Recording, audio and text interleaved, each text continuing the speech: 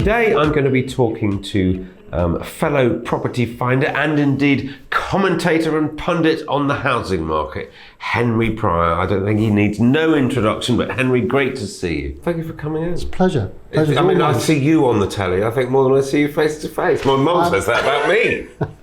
I'm following in these big footsteps that you kindly created for us. Give me the kind of the potted history of Henry Pryor. How did you end up doing what you do? So I started at Savills. I did a 10-year stretch at Savills in the Country House Department, not what London agents regard as proper estate agency, but when they opened up in Cambridge, I did 4 years there, 6 years in London. Okay. And then for some extraordinary reason, I managed to catch the wave. I went to run the Country House Department for Stratton Parker, also in Mayfair, which was very exciting. And then in 1993, I had that eureka in the bath moment. I worked out something that seemed to make sense to my little brain, and I invented the first of what are now called the affiliate groups. Yes. And if there was anything clever about it, it was the name. It gave a London address to provincial firms of estate agents, most of whom I had grown up with and had worked for big national firms. We have to remember back in the 80s and 90s, there was still this perception that the streets of London were paved with gold. If you wanted the really top quality accountancy advice or legal advice, you came to London. And so it was with property. The big houses were sold and the big estates were sold by the big brands with the country life advertising. And after Big Bang, all that changed and people worked out that actually you could get just the same quality and actually cheaper or better value accountancy advice or legal advice from your local law firm or local accountant, and ditto when it came to selling your house. But there was always this perception that the local agent was vulnerable to this idea that perhaps there were, in those days, rich Arabs coming to London, followed by rich Russians coming to London, followed by whatever else it was. Today, obviously, rich Chinese. And that therefore you had to perhaps get that, spend that little bit more to get the best quality advice. And the London office, when I left it in the very capable hands of my then business partner who's still running it today, it had, I think, 168 offices across the country and was a lot of fun. And subsequently, the Mayfair office came along, the Guild of Professional Estate Agents.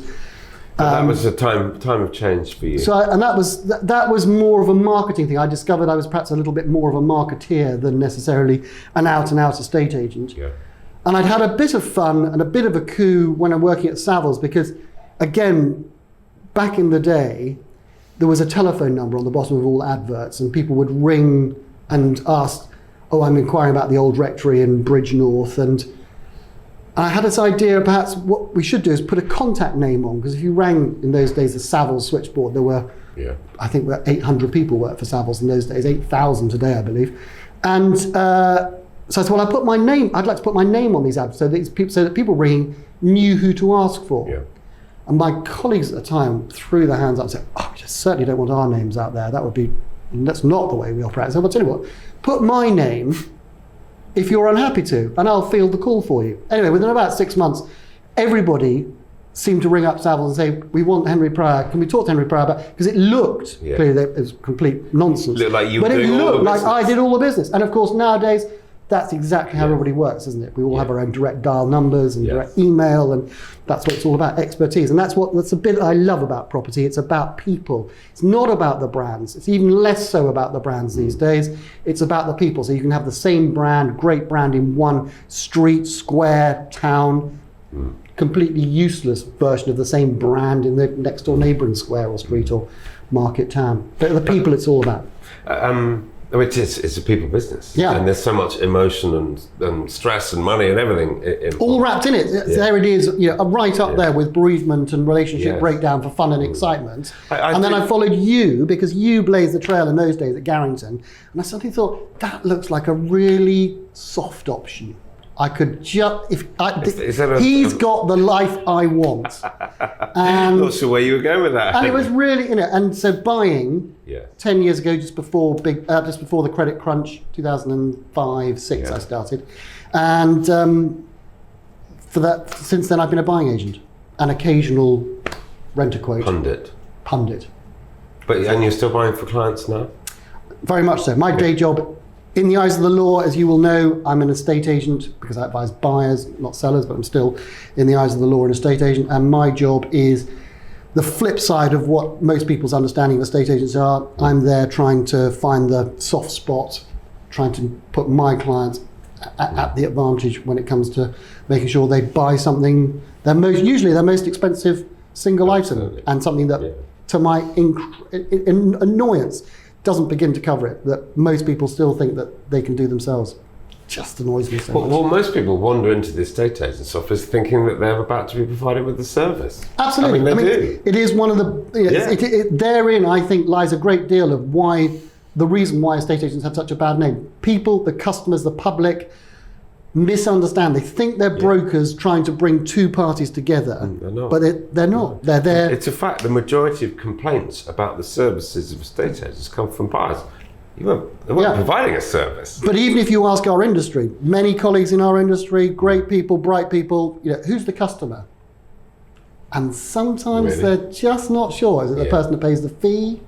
Or is it the person that buys or rents the house? Well, see, the sales agents actually spend more time with the buyers. So arguably they strike up a better personal relationship with the buyer, who is not their client. But who would be mad enough to go out there, sit in the back of a branded Mini, for other brands are available, but in the back of a company car, being driven around by somebody whose information you're keen to curry favour with because you want them to help you find your next home. So you tell them everything. You tell them why you're moving. You've got to move by September because that's when your kids start school.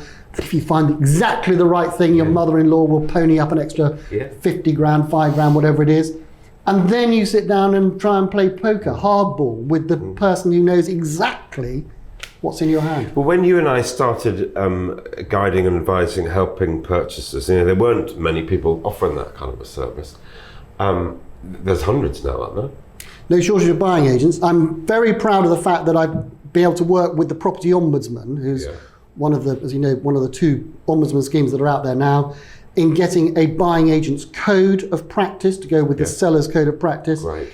And they now have, I believe, about 600 buying agents registered with the TPO as part of the redress, because the legislation requires them as estate agents to sign up to a redress code. I often joke that people, there's a statistic, you're never more than 6 feet from a rat in London. I suspect you may be closer to a buying agent than that, but there are lots of people who do it now, and lots of people who make a good living and helping people out. Has the industry got over the kind of conflicts of interest when people are trying to buy and sell? No, because at the end of the day, estate agents are estate agents. I suspect that quite sensibly, probably quite practically, they can claim to be able to advise buyers or sellers. Yeah.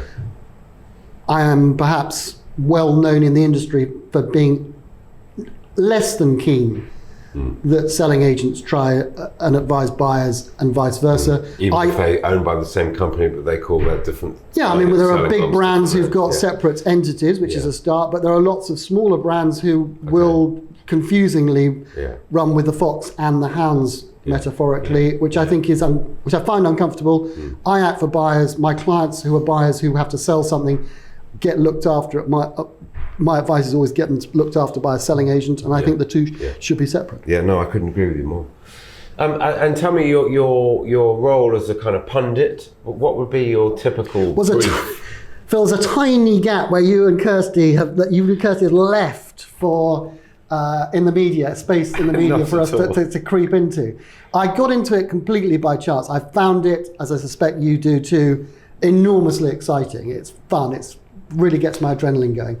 But it's not because I have any talent. It's mainly because the dear BBC, who give me a staggering amount of airtime, their charter requires them to have balance. And as everybody knows, nobody would instruct a depressed estate agent. No one borrows money from a mortgage broker who, as you're signing the forms, sucks their teeth and goes, "Ooh, blimey, that's brave. Our analysts think that interest rates are about to quadruple." Yeah. So these guys are hardwired at birth to be optimistic. They see their glasses half full. And therefore, when you're reading something about the housing market in the newspapers or watching on TV, other channels, obviously, possibly Channel 4 is where most people will be going for their home advice, Phil. Inevitably, we hear that if you own a house for long enough, it's always going to increase in value. What could possibly go wrong? Values always go up, blah, blah, blah, blah. Well, it's absolute, A, it's nonsense. But B, it's very difficult for them to give objective advice because their clients understandably will ring up and say, what on earth do you think you're doing?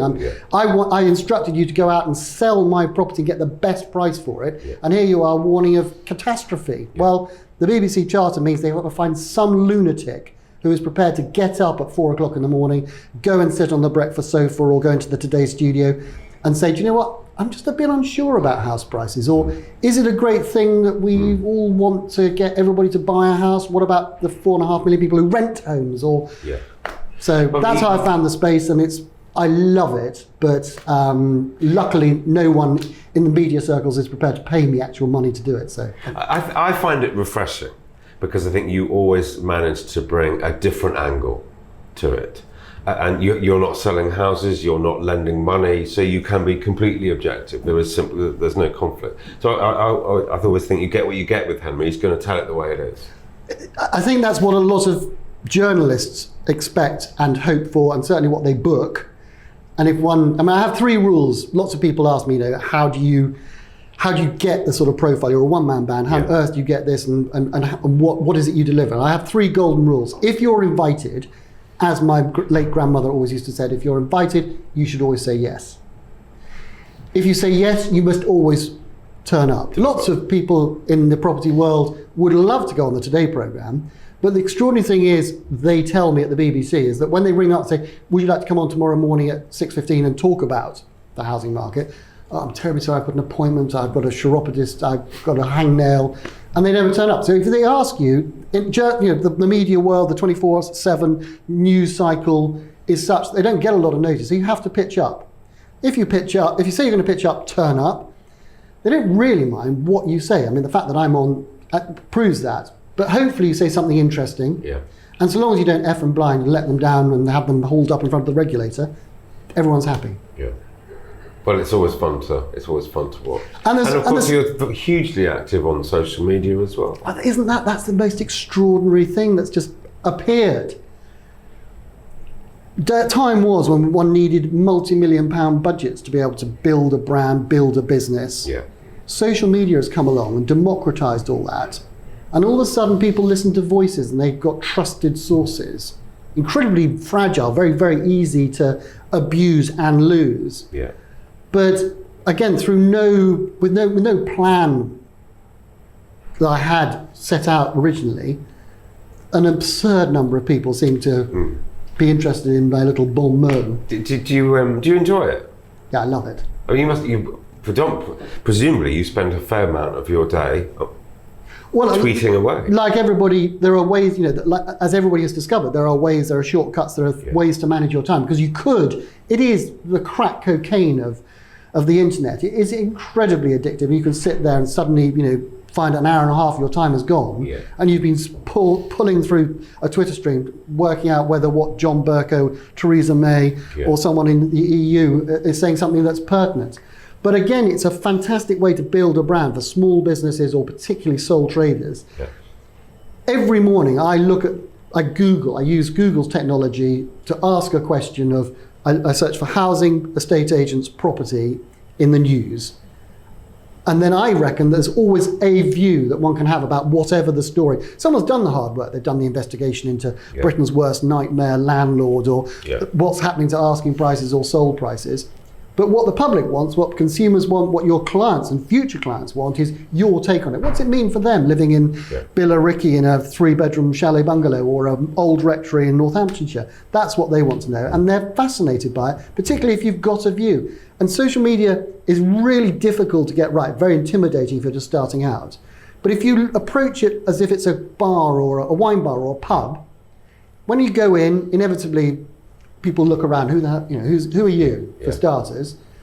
Then you notice that by the bar there's somebody who's perhaps had a little bit too much, holding court, telling you about everything that's going on and their intimate knowledge of what's right and wrong. You've got a couple of people sitting quietly by the fire, not saying anything. And this social media, Twitter in particular, is about finding that balance, gravitating towards the people by the fire, but not standing by them because they're not saying anything. if you sit there and say nothing, no one's really interested. They might even be a bit suspicious about what your motives are. Equally, if you hold forth effing and blinding and abusing everybody's interest and trust, they will disappear. They're not interested. But there's a happy ground, and it's extraordinarily powerful. And these days, of course, journalists, for those of us in the property profession trying to get our brand out there, journalists now look at social media far more than they do the old press releases. They don't pick up on press releases. Phil Spencer, Henry Pryor thinks this is what might happen to house prices. They're following you on social media and going, oh, I saw you had an interesting view. You've really thought this through, haven't you, Henry? No, I've worked out how to justify Did you make it up on the spot? I've worked out how to justify it. I don't know if it works. Okay. But it works for me, and I love it. Yeah, good for you. Good for you. But what would you say are the kind of biggest challenges out there at the moment for buyers or indeed for tenants? What are they facing? Understanding. I mean, if you look, I did crunch some numbers a couple of weeks ago on people who sold their houses in 2018 and what they sold them for relative to what they paid for them. Right. Again, in our professional lifetime, we've seen this huge opening up of data. Yes. The land registry providing us with the actual transaction details of what the vast majority of people actually paid.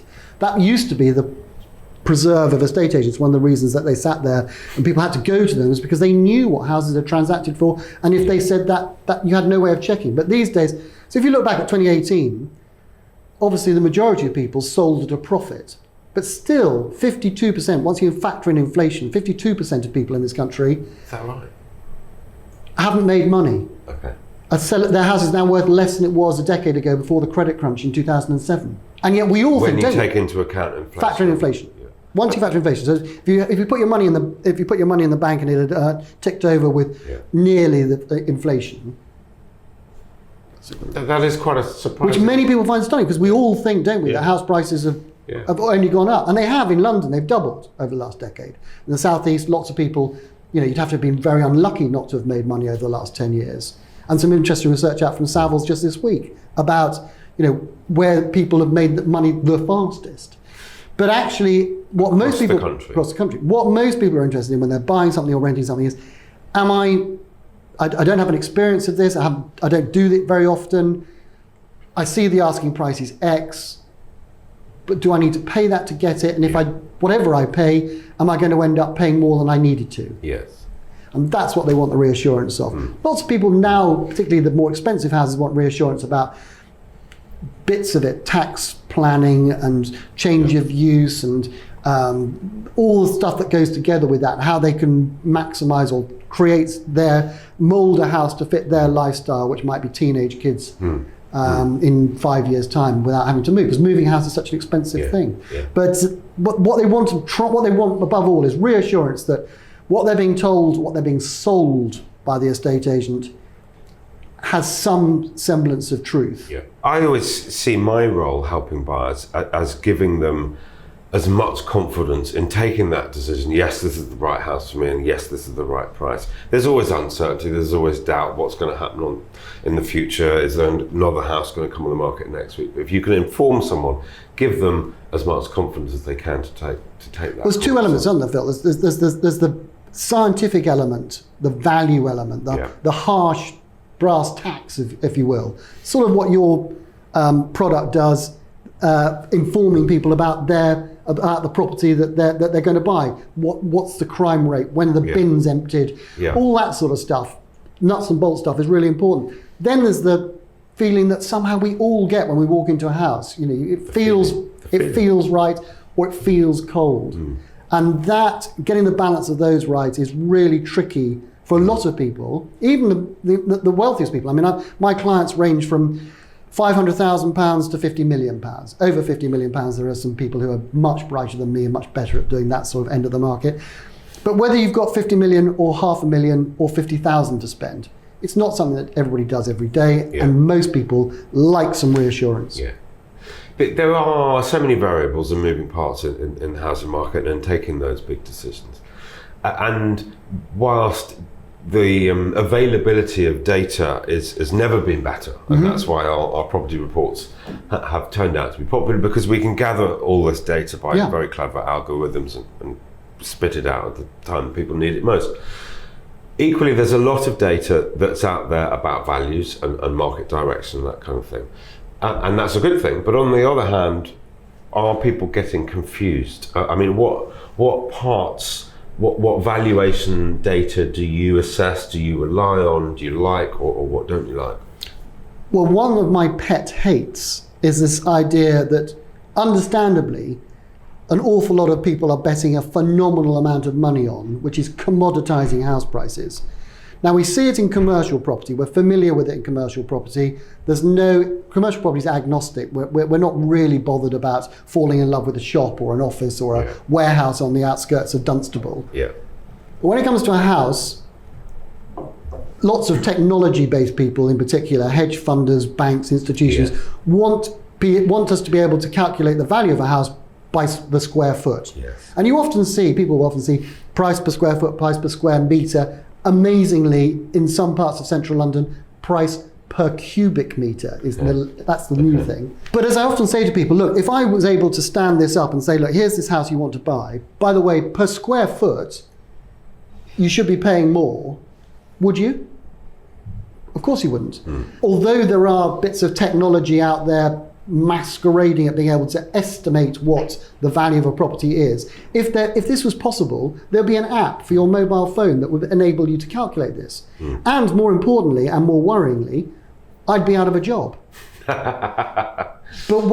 But residential property, particularly second-hand residential properties, I acknowledge that because builders and developers and bankers and financiers are involved, in the new build sector there is an argument you can commoditize it. In the second-hand market, so much of the value is artistic. Yes. It's like walking into Sotheby's or Christie's and looking at a painting. You know, a Picasso that's twice the size of another Picasso isn't commensurately more expensive, more valuable.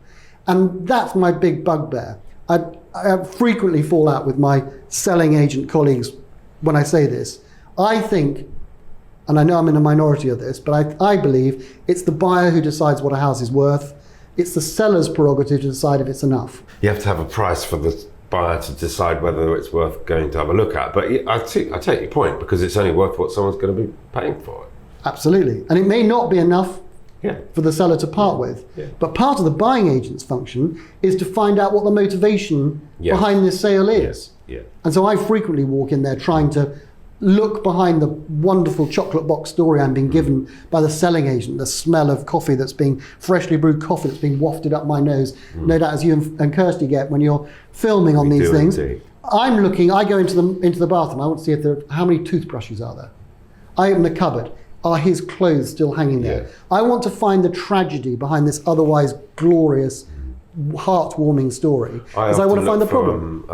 Marks on the carpet if they moved furniture. Good They one. decluttered. They've probably run out of space. Or run out of money, half of it. and it's all gone on. It's all gone on eBay. Yeah. So I'm looking for I want to find where they're vulnerable, so that I can help provide the solution that enables them to get on and get on with their lives, with the help of my client, who's going to pay them probably not quite as much money as they want, but enough money for them to get on. Henry, we could talk about this all day. Very nice to see you. Thank you very much. Very kind.